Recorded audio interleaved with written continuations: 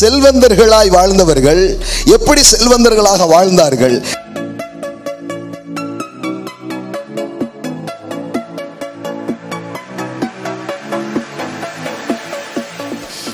செல்வவான்கள் எப்படி செல்வவான்களாக மாறினார்கள்? இதை கற்றுக்கொள்ளணும். சீமானாய் வாழ்ந்தவர்கள் எப்படி சீமானாய் வாழ்ந்தார்கள்? அவர்களை சீமானா வாழ வச்சது எது?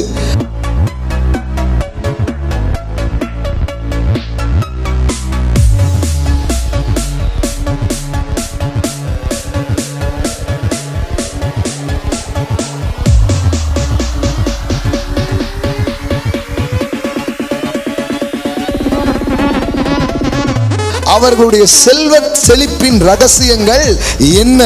பைபிள் அதெல்லாம் சொல்லி தருது. மேன்மையை வைப்பாருங்கிறது மட்டும் இல்லை, எப்படி மேன்மையை வைக்கிறாரு, எதை அவர்கள் புரிந்து வைத்திருந்தார்கள், எப்படிப்பட்ட புரிதல் அவர்களுக்குள்ள இருந்தது, செல்வவான்களின் ரகசியங்கள் என்ன? இன்னைக்கு காலையில் கற்றுக்கொள்ள போறீங்க. ஆமென். நீங்களும் எப்படி இருக்க போறீங்க?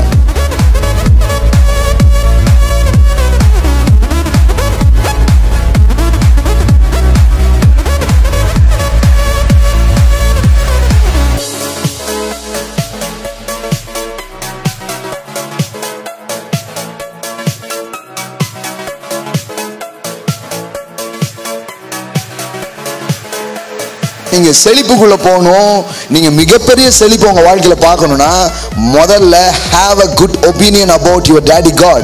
உங்கள் பரம பிதாவை குறித்த ஒரு நல்ல பிக்சரை வைங்க. அவர் யாரு? வானத்தையும் பூமியையும் உடையவராகிய உன்னதமான தேவன். அப்ப செழிப்புக்கான முதல் விஷயம், முதல்ல உங்க தேவன் யாருன்னு புரிஞ்சுக்கோங்க. ப்ராஸ்பெரிட்டிங்கிறது திங்கிங்ல தான் ஆரம்பிக்கும்.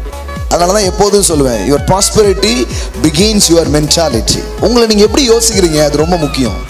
நீங்க நல்ல ஜெபம் பண்ணலாம், நல்ல பைபிள் வாசிக்கலாம், ஆனா உங்களை குறித்து நீங்கள் என்ன எண்ணுகிறீர்கள் என்பது ரொம்ப முக்கியமா இருக்குது. பாருங்க, செல்வத்தை நோக்கி செழிப்பின் காரியங்களிலே பயணம் பண்ணினவர்கள் முதல்ல தேவனை கரெக்டா பார்த்தாங்க. தேவன் யாரு? God.